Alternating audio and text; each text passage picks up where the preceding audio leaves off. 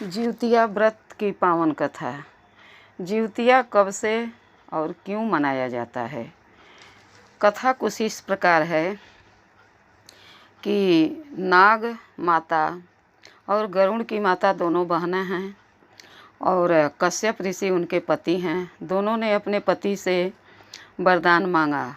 नाग माता ने कहा कि हम 1000 सर्प की माता बना, और एक बहन ने कहा कि मुझे 2 पुत्र चाहिए, गरुड़ और अरुण। तो कश्यप ऋषि उन लोग को वरदान दे दिए। ऐसे ही कहानी आइए गीत के माध्यम से सुनते हैं। दोनों जन गर्भवती हुई, दोनों को पुत्र पैदा हुआ, और ये सर्प की माता का नाम था कद्रु और गरुड़ की माता का नाम था विनीता।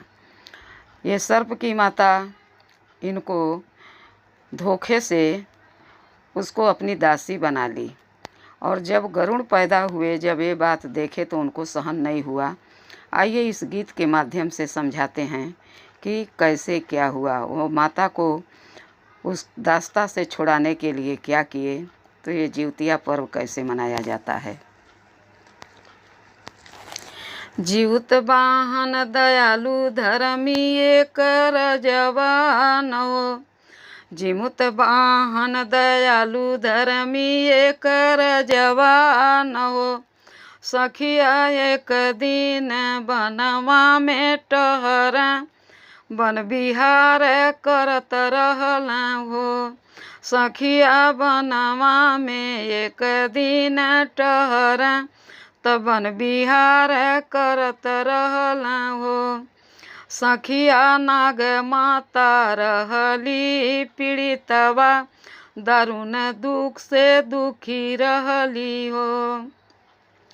दुखवा का कारण उनके रहला नाग और गरुड़ में झगड़ा, त कैसे सुलझावन हो। गरुड़ देखला अपने माता के दासी, तो उनके सहन नहीं हो। गरुड़ सोचे लगला नाग कुल के करब सत्या, न सवात माता के छोड़ाई बो। बहिनी मारी मारी खाए लगला नगवा, तहाड़ के अंबार लगी गए हो। बहिनी हड़वा के बीच नाग माता, तरुदन पसारन हो। गरुड़ से कैली समझवता कि छिन्न भिन्न मति करहो। भैया एक एक बनिया तोर हरवा, तब मत परेशान करहो।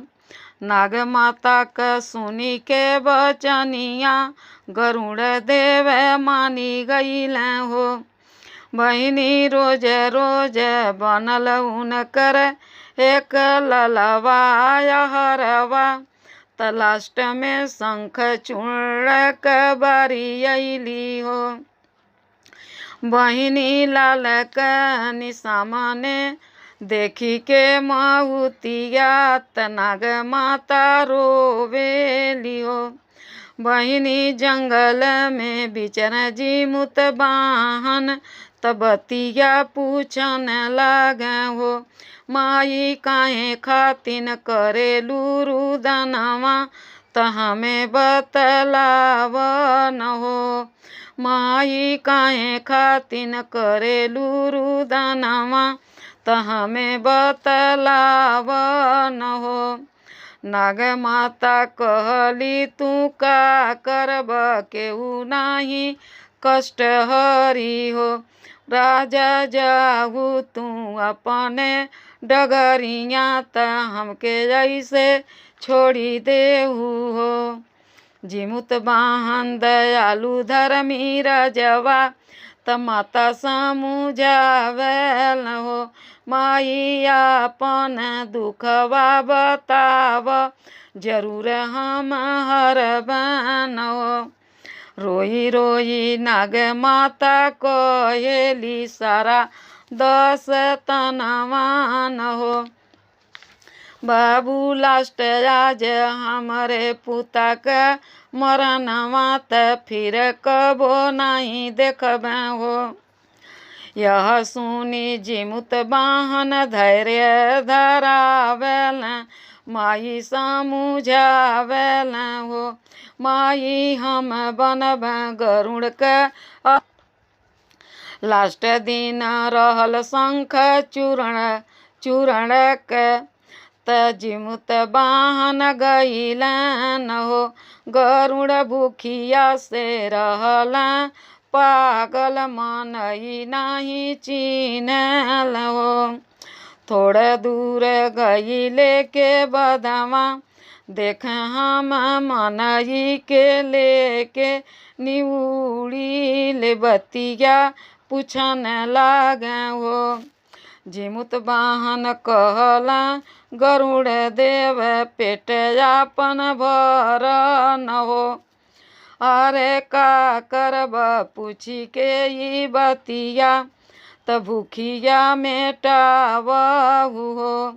यह देखी गरुड़ देव के डोली गे इंद्रासन सोचिया में पड़ी गईल हो।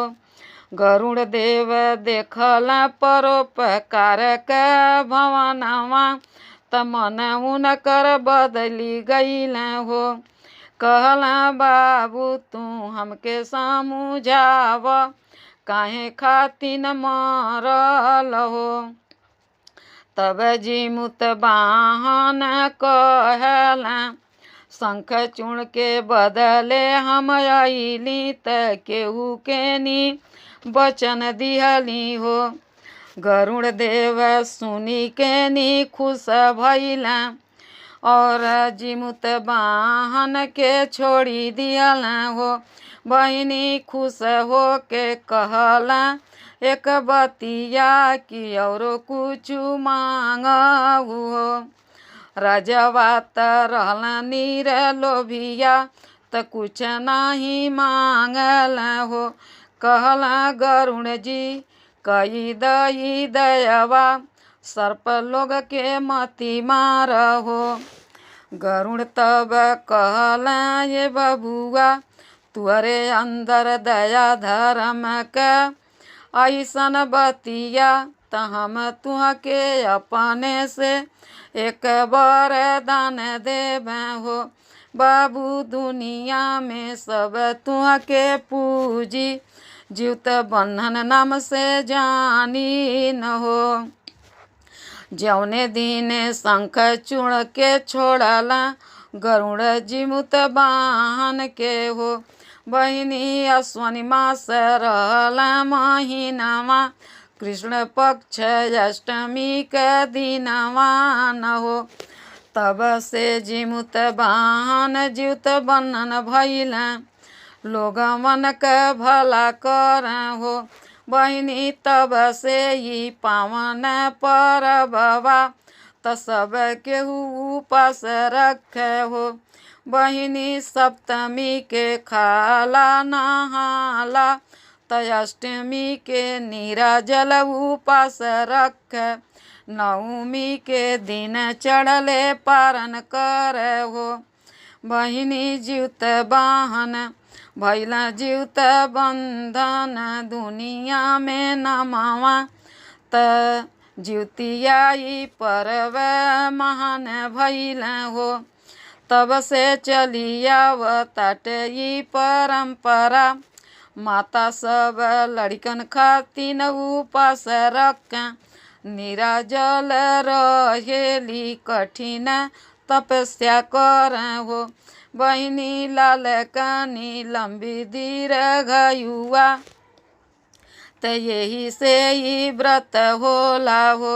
बहिनी पुतवन के होख लंबी आयुआ त माता लोग उपास रख हो। यह जीवतिया कहउए करनवा त सब के रहेला हो। धन्यवाद। ये गीत कैसा लगा कमेंट बॉक्स में ज़रूर लिखिएगा। आप लोगों का बहुत बहुत धन्यवाद।